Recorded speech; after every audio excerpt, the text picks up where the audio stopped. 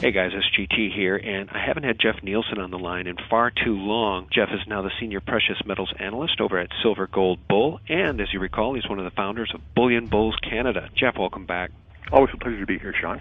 The market as we know it is about to go over the edge of the cliff. I think we're seeing the entire Western banking system being flushed out. That's what Steve Quayle's London source is saying. He's saying, quote, the whole house is being purposely burned to the ground.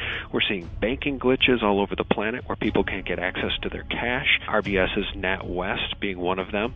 And that whole debacle began just 3 days after the RBS downgrade. We've got hacking of banks happening. We've got the LIBOR scandal, which now rivals the mortgage-backed security fraud. And now recently, PFG Best announced $220 million of segregated customer funds is missing. What's your take on what we're seeing?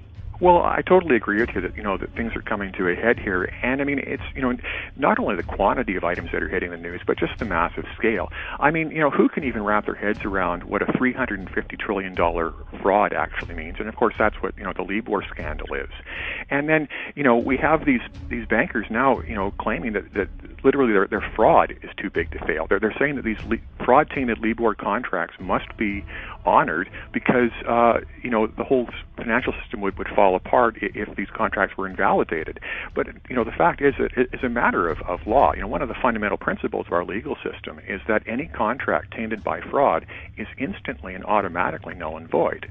So, it's not a matter of these bankers getting to choose, whether these contracts should be enforced or not. I mean, as a matter of law, they're already null and void, and thus continuing to enforce these fraud-tainted contracts is in itself another criminal act for each and every time it's done.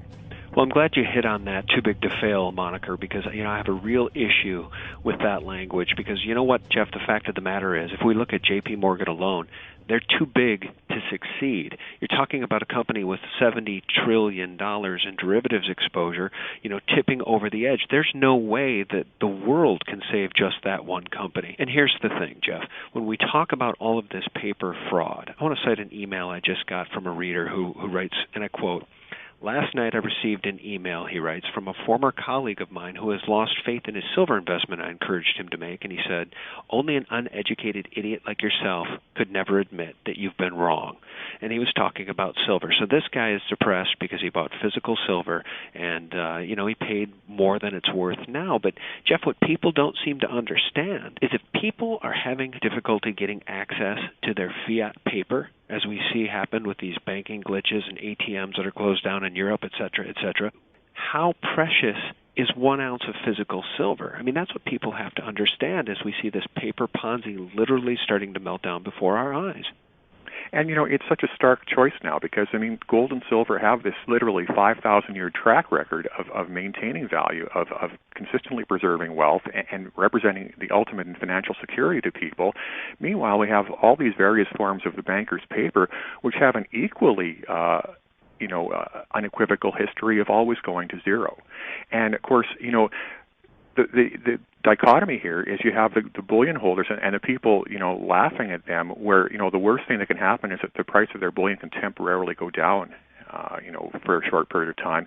Meanwhile, on the other side, you have the paper holders who every day they hang on to their paper are risking a permanent 100% loss, either through the currency, simply being taken out of circulation or, massive bond write-offs as we've already seen in Greece, or of course, plundering of accounts now as well. Yeah, that's right. And we know that with LIBOR, the banks are acting as a cartel, banks working together to manipulate rates.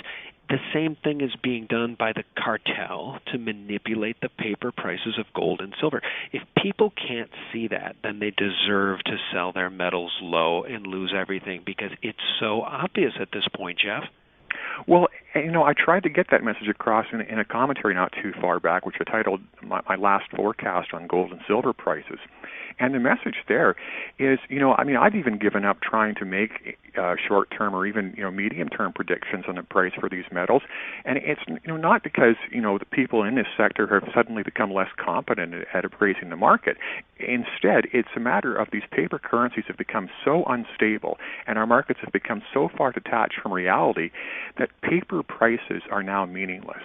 What people really need to do is to get into a total paradigm shift and to stop pricing assets of the world in terms of the banker's worthless paper and to start pricing these assets in terms of gold and silver. How many ounces of gold does it take to buy a house? How many pairs of shoes can you buy with an ounce of silver? And that's the way we should start thinking, comparing assets with real value to the consumable goods that we want to buy. You're absolutely right. And I want to let people know, too, that I continue to purchase physical silver and some gold every chance I get. I just recently bought a 1 kilo Ford bar, and I paid around $35 an ounce for it, Jeff, deliberately because I've always wanted one of those bars. They're beautiful. To me, the difference between paying $35 and $28 an ounce, I don't care. It's cheap. I wanted it. I don't care. Do you understand what I'm saying, Jeff? I mean, even at today's prices, at $35, $40, $50 an ounce, silver is so inexpensive as we see this paper Ponzi blow up. Well, if people accept my own analysis of this market, what we're going to see down the road is basically a zero behind the current silver prices. And so, whether it's $35 or $30 or, 27 something right now, I mean, these are all fantasy prices. And instead of people looking at this as somehow indicating, risk in the silver market, quote unquote, what they should look at it as is, the ultimate sale on the ultimate valuable asset. That's right. It's a subsidy. Our purchases are being subsidized by the criminal cartel, and that is the absolute punchline to the joke. As has been said, it's the Achilles heel. Physical silver is the Achilles heel to the criminal banks, and it's true. And, at the same time, my own, punchline for my audience is that essentially the bankers are working for us. By them suppressing this market, it allows us to continue to accumulate our own bullion holdings at phenomenal prices. But, it also ensures that these markets never, ever are allowed to spiral into, true bubble status, as we've seen with real estate and all sorts of other markets. And so, in a weird sort of way, this permanent suppression is providing us with a real sense of security where we can go and buy fearlessly and never have to worry that we're, getting in at a price that we're going to regret down the road. And as has been said many times before, Jeff, you know this, when you're over the target, that's when you're taking the most flack. I want to talk about your recent article, The Continuing Mystery of the U.S. Treasuries Market. Now, Jeff, as you know, there are some sacred lambs that just can't be touched in this current paradigm, and one of those is the sanctity of the U.S. Treasury market. Why don't you take it from there, because you wrote this article and then you were pretty much immediately attacked by Joe Weisenthal of Business Insider. Normally, I try not to be too thin-skinned about these things, but, what sort of offended me and made me feel that I had to respond to this was the criticism was essentially so hollow. It was just this, one-page piece, and most of it was contained with a chart and my own quotation. So, there was practically nothing to it. And yet it was, essentially ridiculing me as if, my arguments were so absurd that they didn't even, require any further degree of analysis. And, the thing is, what is totally missing anytime people try to explain the U.S. Treasuries market is simple. Where are the buyers? We go back to the final years of the Bush regime, when the U.S. funding requirements suddenly leaped up from below $500 billion per year to $1.5 trillion per year. That's a tripling of funding requirements, and at the exact same time, China, the biggest buyer of treasuries, has gone, all the way down to zero in their treasuries buying. So, it's just a simple matter of arithmetic. There would seem to be no possible way to fund this market. And then, of course, exactly as this change was taking place, we have the Treasury Department itself deliberately changing the procedure for Treasuries auctions so that nobody can tell who is buying these bonds any longer. And, what more indication do you need that some, chicanery is at place? This is like, a cheap magician who, tells his audience he's going to perform some great feat of magic and, then turns the lights off for a couple of minutes and then, boom, the lights go back on and goes, voila, the bonds are gone. It's an obvious Ponzi scheme, and certainly Mr. Wiesenthal's criticism did nothing at all to change my mind or weaken my own arguments.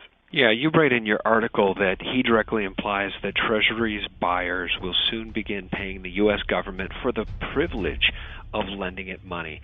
And as the government borrows more and more money, its lenders will not only infinitely increase the amount of money they're willing to lend the U.S. government, but they will literally pay the U.S. government an infinite price for that privilege. And you know what the punchline of this one is, Jeff, is that, again, it's paper. What are these things? But paper promises to pay 3 years, 5 years, 30 years out. Thanks for watching Part 1. Don't miss Part 2, and be sure to visit sgtreport.com for all of my original content and the most important daily news. Thanks for watching.